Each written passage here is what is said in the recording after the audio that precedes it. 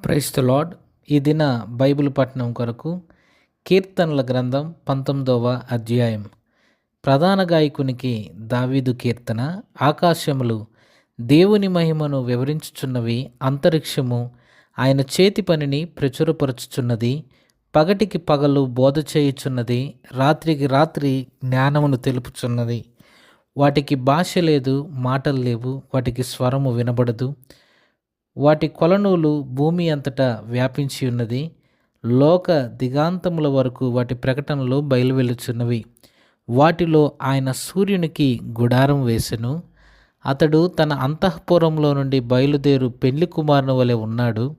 శూరుడు పరిగెత్త నుల్లసించున్నట్లు తన పథమునందు పరిగెత్త నుల్లసించున్నాడు.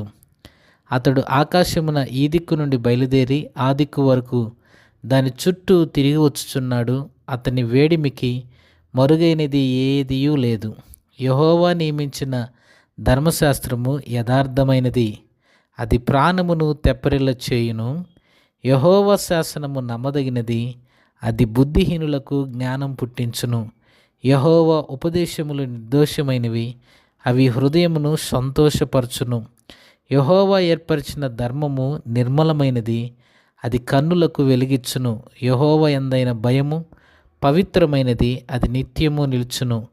యెహోవా న్యాయ విధులు సత్యమైనవి, అవి కేవలము న్యాయమైనవి. అవి బంగారు కంటెను, విస్తారమైన మేలిమి బంగారు కంటెను, తేనె కంటెను, జుంటి తేనె దారల కంటెను మధురమైనవి. వాటి వలన నీ సేవకుడు హెచ్చరిక నొందును, వాటిని గైకొనుట వలన గొప్ప లాభం కలుగును. తన పొరపాట్లు కనుగొనగలవాడెవడు? నేను రహస్యముగా చేసిన తప్పులు క్షమించి నన్ను నిర్దోషినిగా తీర్చుము. దురాభిమాన పాపములో పడకుండా నీ సేవకు జ్ఞాపము, వాటిని నన్ను ఏలనీయకుము. అప్పుడు నేను యథార్థవంతుడనై అధిక ద్రోహం చేయకుండా నిందారహితుడనగుదును. యెహోవా నా ఆశ్రయదుర్గమా, నా విమోచకుడా, నా నోటి మాటలు నా హృదయ ధ్యానమును నీ దృష్టికి అంగీకారములగునుగాక. ఆమేన్.